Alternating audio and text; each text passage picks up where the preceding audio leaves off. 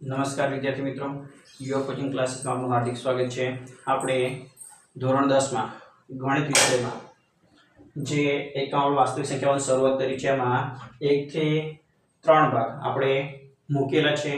એમાં સ્વાધ્યાય 1.1 પહેલો દાખલો પૂરો થયો છે. સ્વાધ્યાય 1.1 ની અંદર બીજા દાખલા નંબર બીજો એમાં મેં જે ભાગ 3 છે બે દાખલા ગણાયા છે, એક દાખલો એમાં બાકી હતો.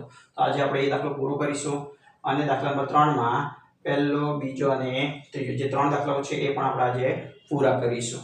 ચલો શરૂઆત કરીએ છીએ આપણે. તો કે બીજા દાખલાની સૂચના છે કે આપેલી જે સંખ્યાઓ છે બે પૂર્ણાંકો એનો તમારે ગુસા અને લસા શોધવાનો છે અને છેલ્લે ચકાસવાનું છે કે ગુસા ગુણ્યા લસા બરાબર બંને પૂર્ણાંકોનો ગુણાકાર થાય છે કે નહીં. તો પહેલા આપણે આ બે સંખ્યાઓનો ગુસા અને લસા પહેલા આપણે શોધીએ. ચલો ગુસા અને લસા શોધીએ. તો આપણે આવું લખીશું કે અહીં 336 અને બીજી સંખ્યા છે આપણી જોડે 54. આ બંનેના મારે બોક્સની રીતે અથવા બોક્સ પાડીને અવિભાજ્ય અવયવ પાડવાના છે, જેના માટે આપણે ચાવીનો ઉપયોગ કરીશું. એકમનો અંક 6 હોવાથી હું 2 ની ચાવી વાપરીશ. તો કે 336 ભાગ્યા 2 કરીશું. તો કે 2 એકા 2, એક બાકી રહેશે, ઉપરથી 3 આવશે તો 13 થાય. તો 2 છંગ 12, હજુ એક બાકી રહેશે, ઉપરથી 6 તો 2 આઠા 16. કેટલો જવાબ મળશે આપણને? 168. ફરી એકમનો અંક 8 છે તો ફરી આપણે 2 ની ચાવી વાપરીશું. ચલો 2 ભાગાકાર કરીએ તો 2 અંકો લઈશું. 2 આઠા 16 એટલે કે 2 આઠા 16 અને 2 ચોક 8. કેટલો જવાબ આવશે? 84. ફરી પણ 2 ની ચાવી વાપરીશું. 2 ચોક 8 અને 2 દુ 4. કેટલા આયા? 42.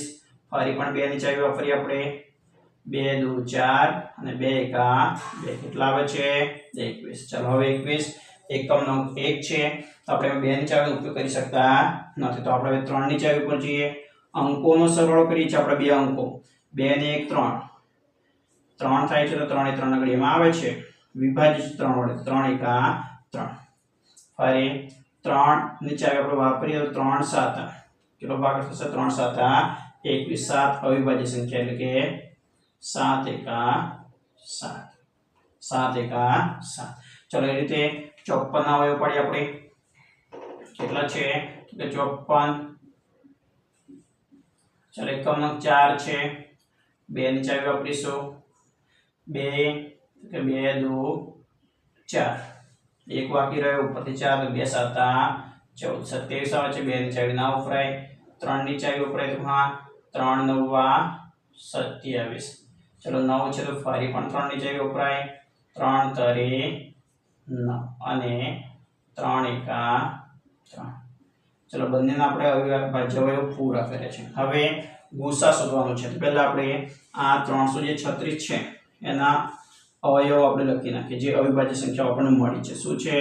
તો 2 ગુણ્યા 2 ગુણ્યા 2 ગુણ્યા 2 ગુણ્યા 3 ગુણ્યા 7.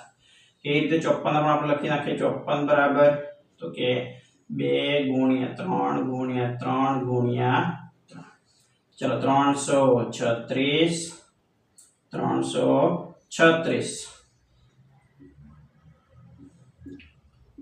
અને 54 નો શું શોધીએ આપણે? પહેલા ગુસા એટલે બંનેમાં આવતી હોય એવો સામાન્ય અવયવ. તો ચાલો જુઓ, આમાં 2 છે, આમાં પણ છે તો કે 1 2 આવે છે. ફરી 2 છે પણ આમાં 2 દેખાતો નથી. આમાં 3 છે તો આમાં પણ 3 છે તો 3 લખીએ. તો આપણો ગુસામાં કેટલો થશે? 6. ફરી એને જ સંખ્યાનો આપણે લસા શોધવાનો છે.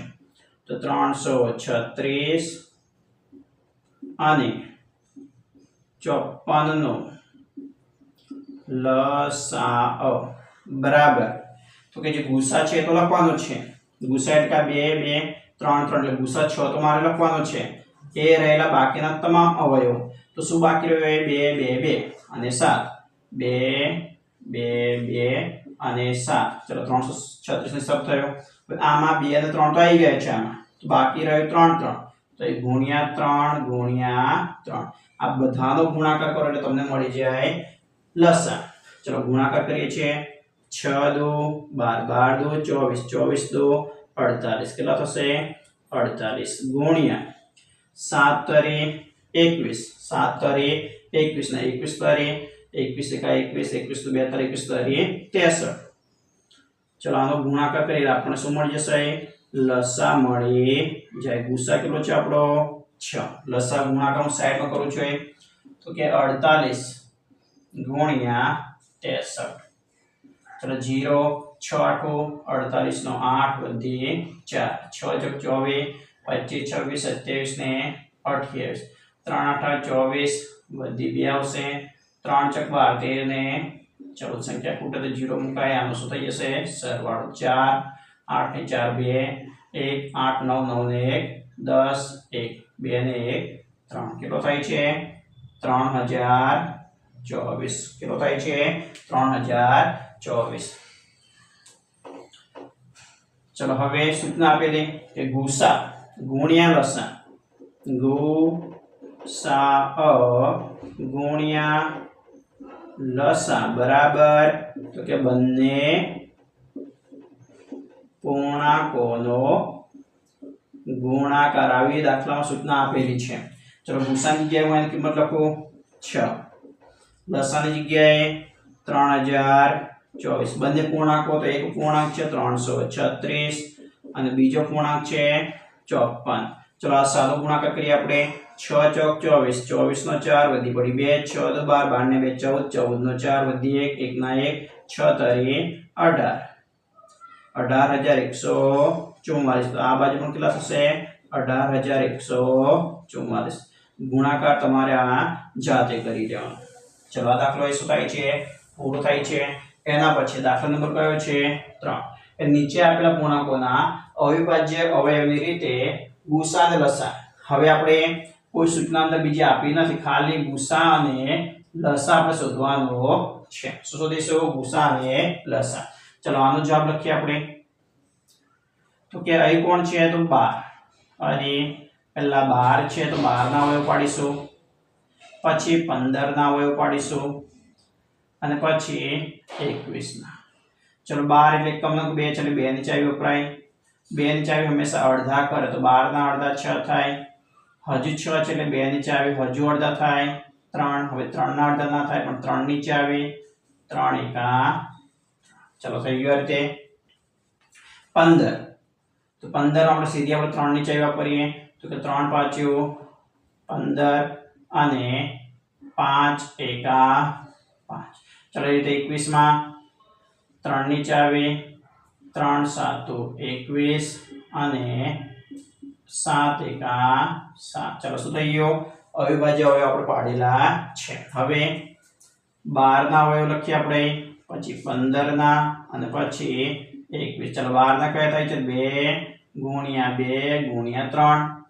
15 ના 3 ગુણ્યા 5 21 ના 3 ગુણ્યા 7 ચલો ગુસા શોધીએ ગુસા અને બીજી વખત તમારે શોધવાનું છે લસા ગુસા એટલે બધામાં આવતી હોય એવો સામાન્ય અવયવ ચલો બધામાં શું આવે છે તો કે 3 3 અને 3 તો ગુસા પર થઈ જશે 3 લસામાં તો ગુસા તો ખરો જ બાકી રહેલી તમામ સંખ્યા તો અહીં શું બાકી રહ્યું 2 ગુણ્યા 2 અહીં શું બાકી રહ્યું तो कि गुणिया 5 बीजू શું બાકી રહ્યું 7 આ બધાનો ગુણાકાર કરી દો તો 3 2 6 6 2 12 12 50 60 ગુણ્યા 7 6 7 42 એટલે 420 તો આપણો જે ગુસા છે એ ગુસા 3 થાય છે કેટલો થાય છે 3 અને લસા છે એ 420 થાય છે ફરી એના પછીનો આપણો દાખલો જોઈએ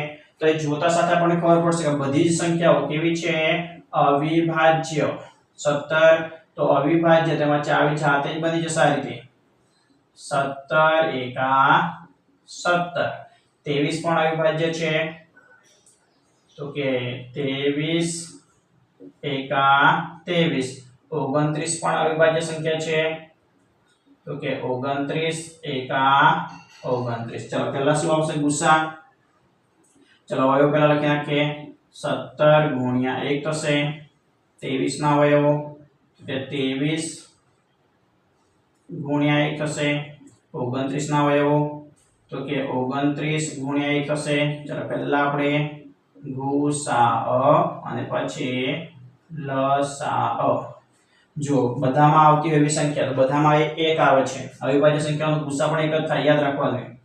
અવિભાજ્ય સંખ્યાનો ગુસા 1 થાય અને લસા જેટલી સંખ્યાઓ તમને આપી છે એટલો તમારે શું કરી દેવાનો, સીધો ગુણાકાર. તો અહીં હું 17 ગુણ્યા 23 ગુણ્યા 29 આ ગુણાકાર કરીએ આપણને શું મળી જશે, લસા મળી જાય. ચાલો આપણે પહેલા 17 નો અને 23 નો ગુણાકાર કરીએ. 0 2 7 14 નો 4 વધી 1 2 1 2 2 ને 1 3 3 7 21 નો 1 વધી 9 2 3 1 3 3 ને 2 5 તો 1 9 અને 3 391 આ બે સંખ્યાનો ગુણાકાર કેટલો થાય છે, 391. હજી એક સંખ્યા બાકી રહી કઈ, 29. ચલો એના ગુણ્યા 29 કરીએ તો 391 ગુણ્યા 29.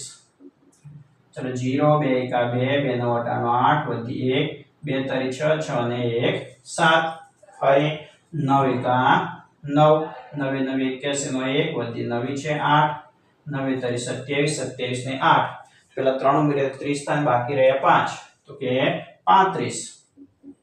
સરવાળો 9 2 ને 3 8 ને 5 13 નો 3 વધી પડી 1 7 3 10 10 ને 1 11. તો બંનેનો હું સરવાળો કરી ગુણાકાર કરીએ તો મને જવાબ મળે છે 11339. તો એ આપણું શું થશે, લસા થાય. શું થાય, લસા.